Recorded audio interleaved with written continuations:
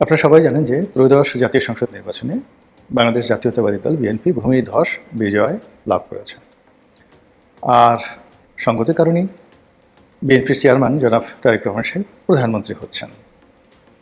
আমাদের দেশের অতীতের যে স্মৃতি, সেখানে যিনি প্রধানমন্ত্রী পদে বসেন তার একটা ভাবসাব থাকে, এবং যেই মুহূর্তে একজন প্রধানমন্ত্রী হন সঙ্গে সঙ্গে তিনি তার অতীত ভুলে যান, তার বর্তমানও ভুলে যান, তার নিজের অস্তিত্ব ভুলে যান। তিনি কে, কোত্থেকে এলেন, কীভাবে এলেন, এ সকল প্রশ্ন কেউ করতে পারে না।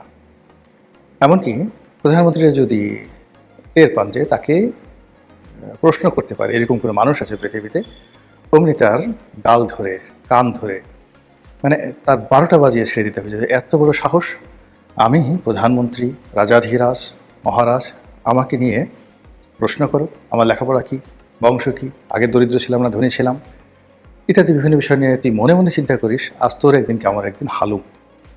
এভাবেই অতীতে চলেছে।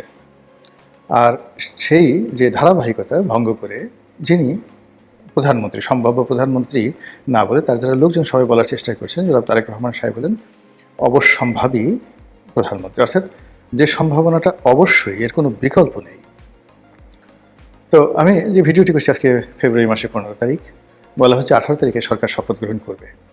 3 দিন অনেক দীর্ঘ সময়। 3 দিন তো দূরের কথা, মহান আল্লাহ রাব্বুল আলামিনের কুন ফায়াকুনের কারণে 3 সেকেন্ডের মধ্যে পৃথিবীর মানচিত্র পরিবর্তন হয়ে যায়।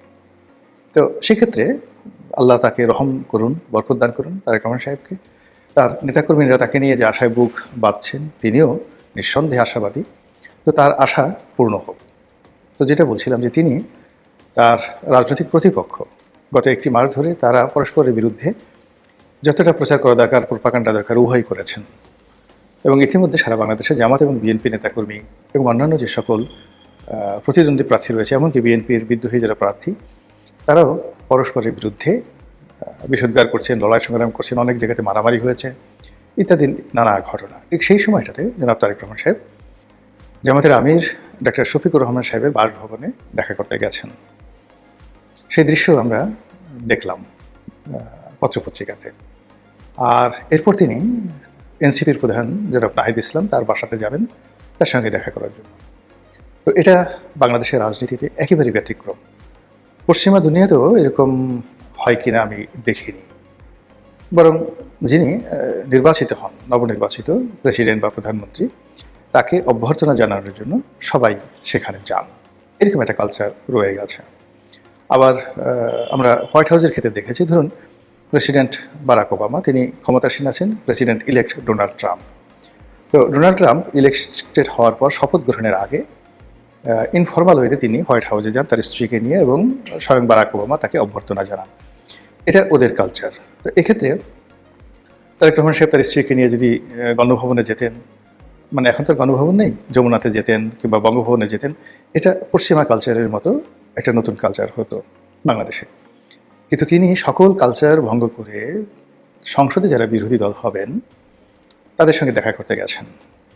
সবাই বলছে এটা বিরাট উদারতা, এরকম উদারতা বাংলাদেশে হয়নি। শহীদ প্রেসিডেন্ট জিয়াউর রহমানের রক্ত যার মধ্যে প্রবাহিত, বেগম খালেদা জিয়ার রক্ত যার মধ্যে প্রবাহিত, তার পক্ষেই এ ধরনের মহৎ কাজ করা সম্ভব। তিনি শান্তির কবুতর, শ্বেত শুভ্র কবুতর, তার মাধ্যমেই শান্তি প্রতিষ্ঠিত হতে পারে আগামীতে এই বাংলায়। এরকম ইতিবাচক কথাবার্তা বলা হচ্ছে। তো এই পর্যন্ত যদি ঠিক থাকতো, সব কিছু স্বাভাবিক থাকতো, তাহলে আর কোনো বক্তব্য ছিল না। কিন্তু আমি এই ভিডিওটি করছি রোববার দিন রাত্রি 8:30টার সময়। তারপরের দিন অর্থাৎ সোমবার 11 দলীয় জোট বায়তুল মোকাররমের সামনে একটি প্রতিবাদ সভা ডেকেছেন। হঠাৎ করে এই প্রতিবাদ সভা কেন, কী উদ্দেশ্যে, কী কথা তারা বলবেন, ওটি অপ্রকাশিত থেকে যাবে। এই গেল এক। এবং এটা হতে পারে, একদিকে ধরুন আপনি পার্লামেন্টে বন্ধুত্ব করবেন, রাজনৈতিক সৌহার্দ্যতা থাকবে, পরস্পরের সঙ্গে সম্পর্ক থাকবে, আবার আপনার অধিকার নিয়ে কথাবার্তাগুলো নিয়ে আপনি রাজপথে কথা বলবেন। এটা আমাদের বাংলাদেশে অনেকবার ঘটেছে, বহুবার ঘটেছে। তো সেটা সমস্যা ছিল না। সমস্যা হবে যদি তারেক রহমান সাহেব এই যে জামাতের আমিরের সঙ্গে দেখা করলেন, এটি উনি নিজের ইচ্ছায় করে থাকেন, দলের পরামর্শ করে থাকেন, ভালো, এবং এটি ইতিবাচক। কিন্তু এটি যদি কোনো বিশেষ জায়গা থেকে নির্দেশনা আসে, উপদেশ আসে, অনুরোধ আসে, সেটা আপনারা অনুমান করে নেন কোথা থেকে আসতে পারে। তাহলে এই সাক্ষাতের মধ্যে একটি অশনি সংকেত বিরাজ করছে। যদি এ ধরনের একটি ভয় তারেক রহমান সাহেবকে কেউ দেখিয়ে থাকে যে জামাত যদি ঠিক না থাকে তারা যে কোনো সময় সংসদ থেকে বেরিয়ে যেতে পারে, তাহলে সরকারের পতন অনিবার্য, তারা শপথ গ্রহণ নাও করতে পারে, তারা শপথ গ্রহণের আগে ঝামেলা তৈরি করতে পারে, ইত্যাদি ইত্যাদি নানা বিষয়। আর সেই ভয়ের কারণে হোক, এই পরিস্থিতি উত্তরণের জন্য সেই একটা নেগোসিয়েশন বা একটি বন্ধুত্বের পরিবেশ তৈরির জন্য তার যে অগ্রগামী ভূমিকা এটা যদি হয়ে থাকে, তাহলে এই ফলাফলটা ভালো হবে না, কোনো অবস্থাতে ভালো হবে না। আর আমাদের দেশে যারা ওভার অ্যাক্টিং করার চেষ্টা করেন বা অতিরিক্ত ভালো করার চেষ্টা করেন তারা সবাই বিপদে পড়েন। আমাদের দেশটাই হলো শক্তের ভক্ত নরমের জন্য। এখানে আপনি রাজা হবেন তো রাজার মতো থাকবেন, প্রজা হবেন প্রজার মতো থাকবেন। প্রজা যদি রাজার মতো ভাব দেখায় ভীষণ রকম সমস্যার সৃষ্টি করে। আর রাজা যদি সাধারণ আলখেল্লা পরে, লুঙ্গি পরে, পাজামা পরে, পাঞ্জাবি পরে রাস্তাঘাটে ঘোরাফেরা করেন, তাহলে একটা ভিক্ষুক এসেও তাকে একটা খোঁচা দিয়ে যাবে। এই হলো আমাদের দেশের চরিত্র।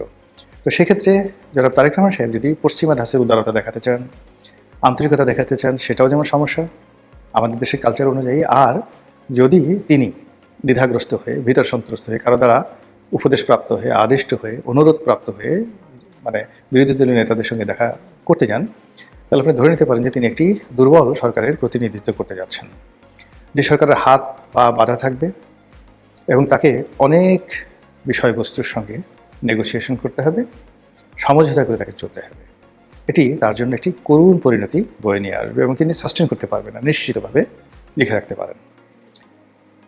থার্ডলি হলো যে সামনে যে রাজনীতির সমীকরণ আসছে, সেই সমীকরণে একটা স্পেস আছে, বিশাল একটা স্পেস খালি আছে। আপাত দৃষ্টিতে সুন্দর একটি নির্বাচন হয়েছে, শান্তিপূর্ণ, এতে কোনো সন্দেহ নেই। এমনকি এই নির্বাচনে যারা অংশগ্রহণ করেছেন ভোট দেওয়ার জন্য তাদের যে সংখ্যাধিক্য, এটাও আমরা যারা রাজনীতির বিশ্লেষণ করি আমাদের চিন্তার বাইরে। এটা প্রকৃতি প্রদত্ত একটি আশীর্বাদ। আমি বেশ কয়েকবার বলেছি এর আগে যে ম্যাজিক্যাল কিছু ঘটে যেতে পারে নির্বাচনে, এবং ম্যাজিক্যাল সেই ঘটনা যদি ঘটে তাহলে ভোটাররা ভোট কেন্দ্রে আসবে, ভোট কেন্দ্রেও ভোট কেন্দ্রে শান্তিপূর্ণ পরিবেশ বজায় থাকবে, ইত্যাদি আরও অনেক কিছু। কিন্তু আমাদের যে স্বাভাবিক অবস্থা, আইনশৃঙ্খলার যে অবস্থা, মানুষের মন মানসিকতা, তো সেক্ষেত্রে আসলে দ্বন্দ্ব সংঘাত হলে সেটা সামাল দেওয়া যেত না। কিন্তু বাস্তবে ম্যাজিক্যাল ঘটনা ঘটেছে, অলৌকিক ঘটনা ঘটেছে। অনেকে ফলাফল নিয়ে, ফলাফলের ইঞ্জিনিয়ারিং নিয়ে বিভিন্ন রকম কথাবার্তা বলছেন এবং স্পর্শকাতর অনেকগুলো যে সিট রয়েছে, সংসদীয় আসন রয়েছে, সেখানে ফলাফলের যে যাকে বলা হয় পরিবর্তন আমরা দেখেছি, এবং সেখানে যেভাবে ফলাফল হয়েছে এটা আমাদের হিসাবের সঙ্গে মিলছে না। আবার এখন জনাব তারেক রহমান সাহেব যেভাবে ভারতকে তিনি প্রিভিলেজ দিতে চাচ্ছেন, আবার ভারত যেভাবে রেসপন্ড করছে তারেক রহমান সাহেবের পক্ষে, আবার ভারতকে ঠেকিয়ে দেওয়ার জন্য এনসিপি, ডাকসু, জামাত ইসলামী, তাদের অন্যান্য যে সকল প্রক্সি গ্রুপগুলো রয়েছে তারা যেভাবে রাস্তায় মিছিল বের করতে যাচ্ছে নরেন্দ্র মোদীর বিরুদ্ধে, ভারতীয় কর্তৃপক্ষের বিরুদ্ধে, এটি জনাব তারেক রহমান সাহেবের জন্য নানা রকম সমস্যা এবং জটিলতা তৈরি করবে। তো সেদিক থেকে আগামী যে 6টি মাস সরকারের জন্য, এই 6টি মাস প্রায় প্রতিদিন একটার পর একটা ম্যাজিক্যাল ঘটনা ঘটতে থাকবে।